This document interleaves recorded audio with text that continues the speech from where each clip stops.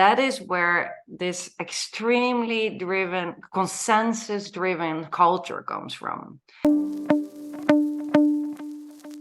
I mean, a typical Dutch person is very practical, very pragmatic.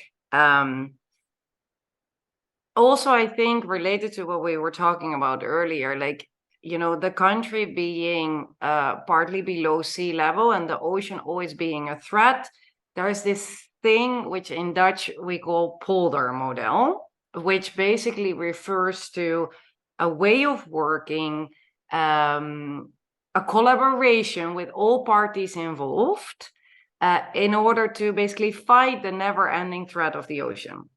And there's a part of the Netherlands, which is more like east-centered part of the country, that is artificial land. And people are living there, houses were built. But in order to gain that artificial land, the Dutch had to collaborate with all parties, right? With government, with farmers, agriculture, you name it. And that is where this extremely driven, consensus-driven culture comes from. And so Dutch are very pragmatic. They're very into discussing and driving consensus. At the same time, also comfortable with conflict, but we prefer consensus when coming to decisions, because the Dutch really believe that when we all agree, we can go further and the results will be better.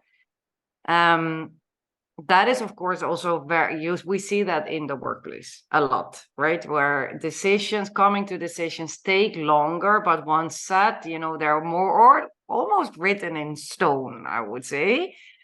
And that's then also where the Dutch perception of stubbornness probably comes from, because, a lot of people from different cultural backgrounds will perceive Dutch as stubborn and, as